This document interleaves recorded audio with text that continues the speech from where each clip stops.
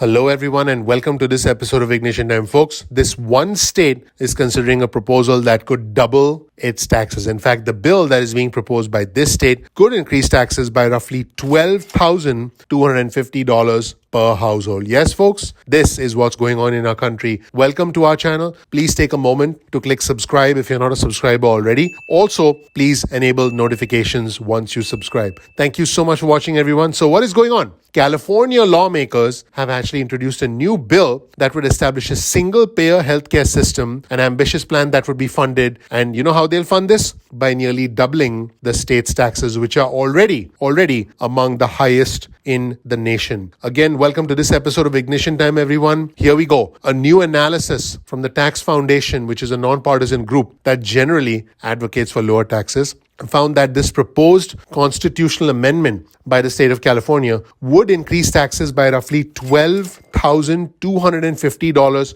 per household in order to fund the first of its kind healthcare system. So these tax increases are designed to raise an additional $163 billion a year, which is more than what California raised in tax revenue any year prior to the pandemic. So what is this proposed constitutional amendment? Let's show you the constitutional amendment on your screen from the California website. And this is a constitutional amendment which basically was introduced by assembly members. And what it does is it tries to raise taxes. Yes, folks, we'll provide you with a link to this in the description section below so you can check it out if you want. But think about this. California, which by the way received a lot of federal money, California and New York are the states that received the most amount of federal money because they are the largest states based on their income, based on the number of individuals they have residing in those states. And by the way, that's how the allocation of money was calculated, based on the number of tax-paying residents and based on how much income is generated by those states. California, which was projected to have a loss, was projected to lose money because of the pandemic,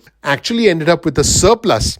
Because all of the rich people living in California, all of the executives who can work from home, who can work remotely, who are in managerial positions, who have a high level of education, college degrees and above, all of them continued to work through the pandemic. All of them essentially suffered no financial disruption and continued paying taxes. And that's why California did quite well. In fact, California ended up with a surplus of money thanks to the income that they were getting and thanks to federal money. However, California wants even more money, folks. So this proposal includes three main ideas to raise revenue, according to Jared Walczak, who's a fellow at the Tax Foundation.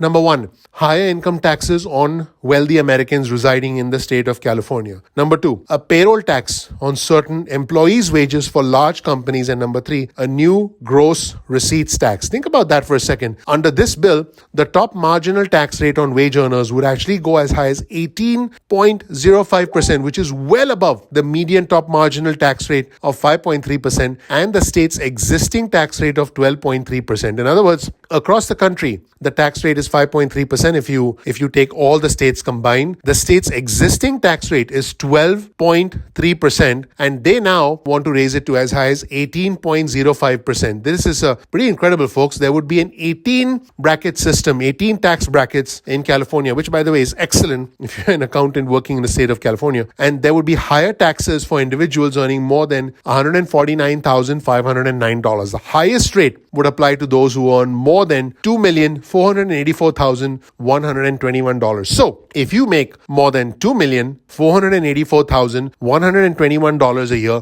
and you reside in the state of California, well, you're going to see your top marginal tax rate go up. So basically, folks, here's how the entire system would be structured in the state of California based on this new proposal based on individual income. If you make no money, you pay 2.25% in taxes. Yes, you heard that right. At zero income, your tax rate is 2.25%. So simply for existing in the state of California, you're expected to pay tax. $9,324 up to that amount of income, your tax rate is 3.25%, and it starts to go up as you make more money. And like I mentioned earlier, if you make more than $2,484,121, you have to pay 18.05% of your income to the state of California. By the way, this is all separate from federal income taxes. So more than half of your income would go to the federal government and to the state of California. California would also, under this proposal, expand the payroll tax that was paid by employees who earn more than $49,990 in annual income, which, by the way, is a substantial portion of California, if they work for a company that has more than 50 workers. Walczak also pointed out that the plan could deter small businesses from expanding by inadvertently creating a tax cliff. In other words, if you're a small business and you've got 49 employees, now you'll be like, I don't need to be above 50 employees. So if a company has 49 workers earning $80,000, if they hired one additional employee, they would suddenly create a tax bill of more than $90,000. Finally, and folks, this isn't over yet. California also wants to adopt a new 2.3% gross tax receipt GRT on qualified businesses minus the first $2 million in annual gross receipts at a rate of more than 3 times that of the country's current highest GRT. So what did Walczak say? Walczak basically said that the proposed tax increases come as California is trying to deal with a high number of residents who are leaving for red states with lower tax burdens. One of the most prominent California residents who left for a red state is Elon Musk. Elon Musk left California to move the Tesla manufacturing capabilities to Texas. A separate tax foundation analysis based on the Census Bureau data shows that California's population actually declined by 0.8% in 2021, even as states with lower taxes saw their populations increase. Walczak wrote this: practically doubling state taxes, even if the burden is partially offset through state-provided health coverage, could send taxpayers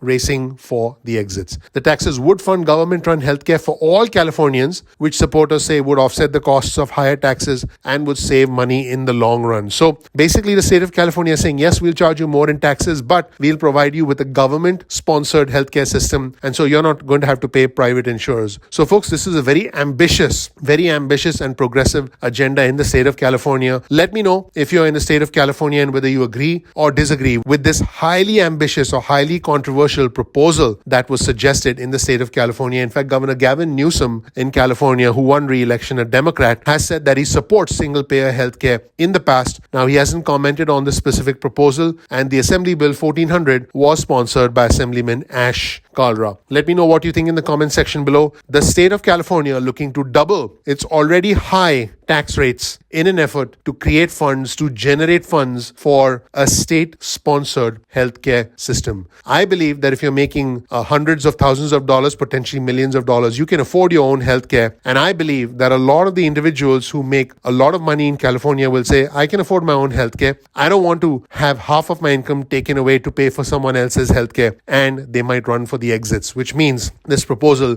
may end up backfiring for the state of California. Thank you so much for watching. Please click like, please click subscribe, please enable notifications. I appreciate you. My name is Dr. Nitin Chhoda with Ignition Time. This right here is a little bit of information about me. Let me know what you think about this proposal from the state of California. I appreciate you. I'm looking forward to seeing you in the next episode of Ignition Time. Take care. Bye.